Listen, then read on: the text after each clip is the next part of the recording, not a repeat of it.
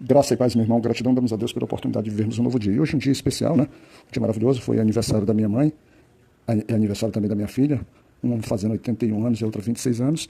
E a gente tem essa bênção duplas e maravilhosa. E principalmente porque num momento como esse a gente consegue reunir a família, dando um sentido especial para esse amontoado de pessoas que às vezes têm bastante diferenças, mas que nessa hora a gente consegue acabar tendo um pouquinho mais de paz. Isso tudo é bênção do Senhor, isso tudo é propósito de Deus, que as famílias sejam fortalecidas. Que maravilha, né? A nossa meditação de hoje está no Salmos 113, Salmos bastante conhecido, né? Ele tem como título, na nossa Bíblia ARC, nome da revista corrigida, que diz assim: exortação a louvor a Deus pela sua grandeza e por amor da sua bondade para com os pobres. Logo pelo título ele estabelece vamos dizer assim, uma designação ao homem que deve louvar a Deus.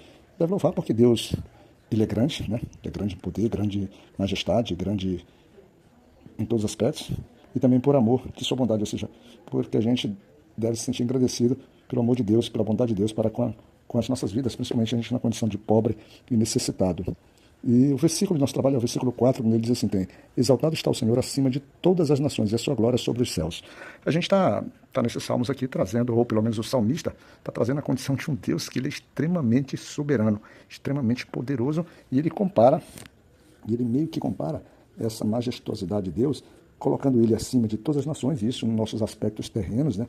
Os nossos aspectos, vamos dizer assim, mundanos, diários da nossa vida, mas ele também eleva que o Senhor, ou seja, a glória do Senhor, aquilo que o faz majestoso, aquilo que o faz temido, aquilo que o faz ser admirado e até mesmo amado por aqueles que já conhecem a essência da sua palavra, que já foram tomados pela renovação do poder de Deus, pela unção do Espírito Santo, que foram ungidos, esses, né? E essa glória diz assim, que o Senhor, ele está acima, inclusive, por sua glória, acima de sobre todos os céus. Ou seja, o salmista traz que o Senhor, ou o nosso Deus, ele não há nada que tenha, vamos dizer assim, uma posição de destaque, uma posição de autoridade, uma posição de poder maior do que o nosso Deus. A Bíblia também trata, principalmente em relação aos povos que circundavam ou ciceroneavam ali as regiões ali dos hebreus, né? Quando eles estabeleciam, os povos tinham também várias figuras que eles atribuíam à divindade, né?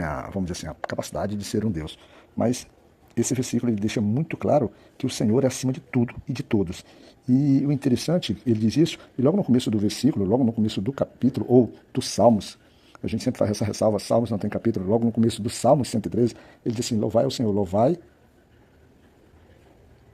servos do Senhor, louvai o nome do Senhor. Ele já faz aquele convite que ele vem fazendo já dos salmos anteriores, 111, 112, ele diz assim, ó, louvai o Senhor, você que é servo, tenha consciência que você deve louvar.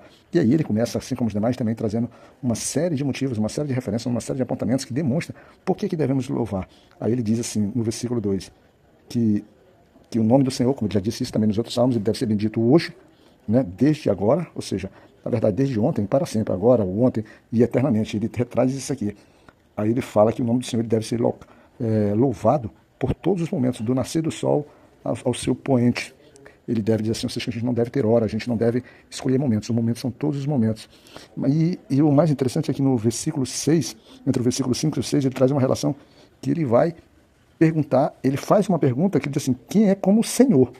Ele não é como o Senhor, nosso Deus, que habita nas alturas. E aí, ele vai fazendo essa pergunta, colocando várias situações, para que ver se alguém se compara ao Senhor. Ele disse assim, ó, porque o Senhor ele é tão grande, ele é tão soberano, ele é tão poderoso, e nós somos tão insignificantes, mas ainda assim ele disse no versículo 6, que se curva para ver o que está nos céus e na terra. Ou seja, ele se preocupa com o dia a dia, vamos dizer assim, com a vida do homem, com esse homem pequeno, insignificante, mas para que Deus tenha um valor realmente tão grandioso, a ponto que dentro da história bíblica, a partir do Novo Testamento, ele traz o seu Filho à Terra para poder derramar o sangue, redimir os nossos pecados e reaproximar a humanidade caída ao nosso Deus. Para que você veja, ele é tão grande que ele se curva, ele tem essa preocupação. E ele diz que, vai continuar nas suas argumentações, ele diz assim que do pó ele levanta o pequeno, fazendo com que ele habite entre os príncipes, né? Que ele habite entre os príncipes, inclusive sendo até mesmo príncipes, e ele diz também, e ele finaliza dizendo assim, ó, esse Senhor é tão maravilhoso, é tão grandioso.